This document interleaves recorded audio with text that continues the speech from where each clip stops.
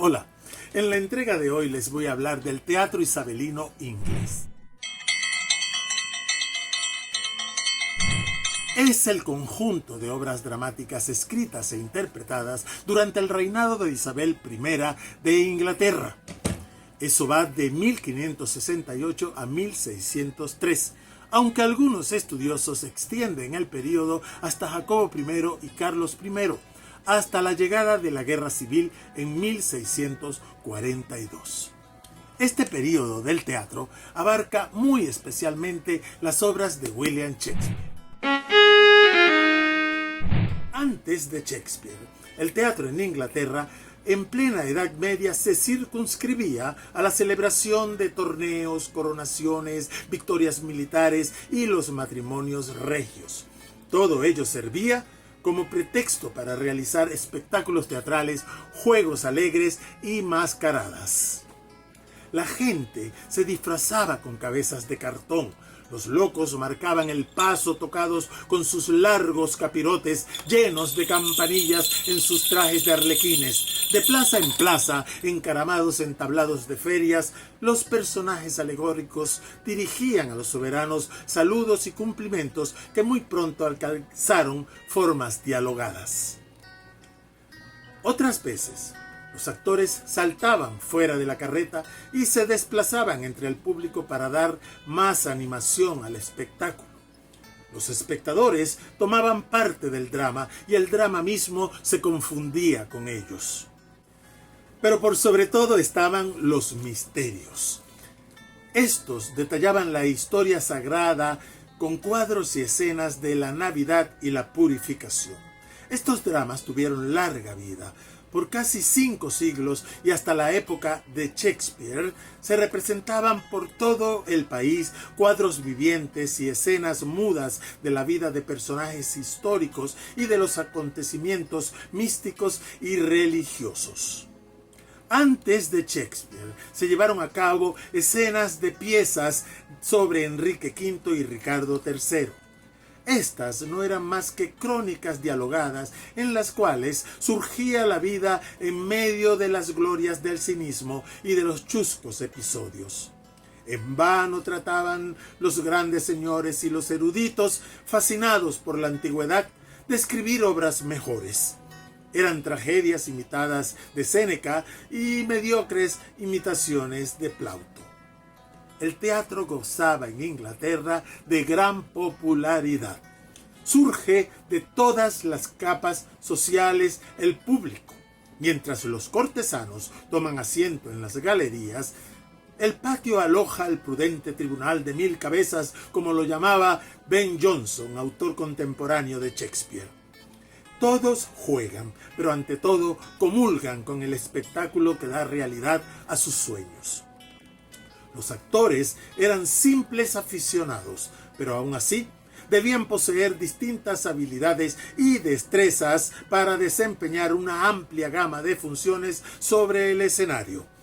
Se les exigía modular la voz, conocer la retórica y estar familiarizado con la danza. La apariencia física y la agilidad corporal eran importantes.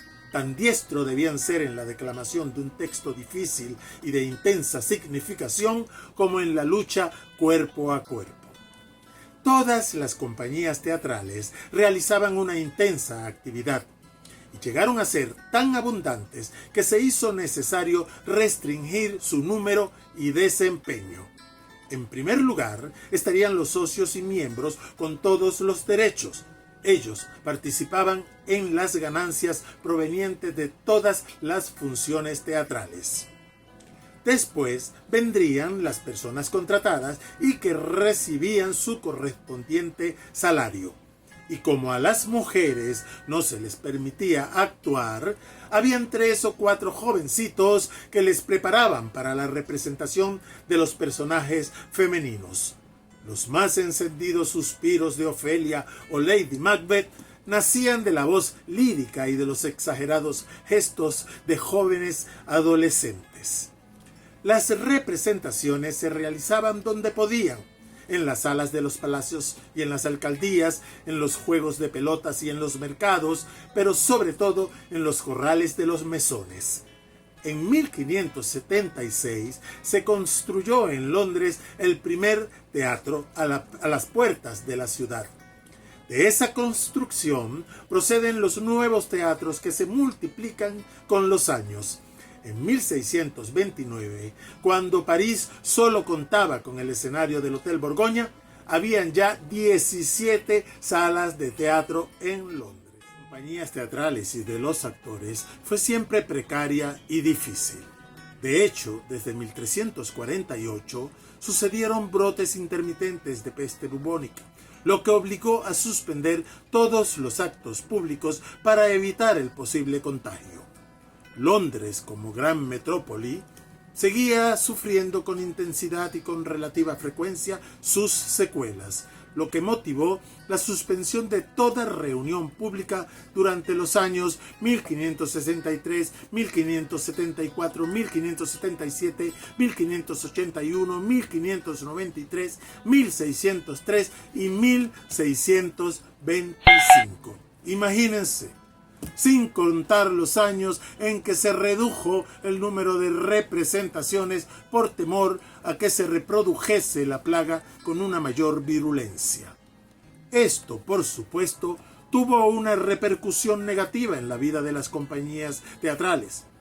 La costumbre que regulaba el cierre de los teatros por motivos de peste consistía en que, cuando un número de muertos sobrepasaba en una semana los 40, automáticamente se ordenaba el cierre de los recintos teatrales, lo que prácticamente acarreaba el cese de toda actividad teatral.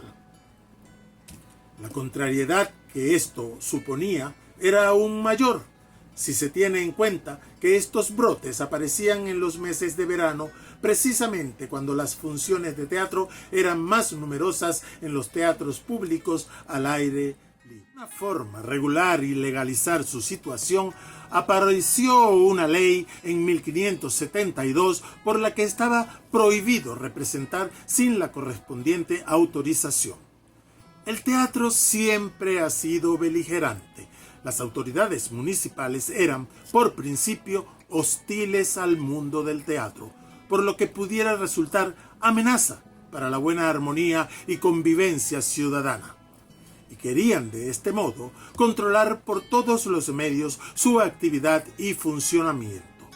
Así, en ocasiones se justificaba el cierre de los teatros por la aparición de brotes de peste bubónica, cuando en realidad esto no era sino tan solo un pretexto para impedir la normalidad de la actividad teatral.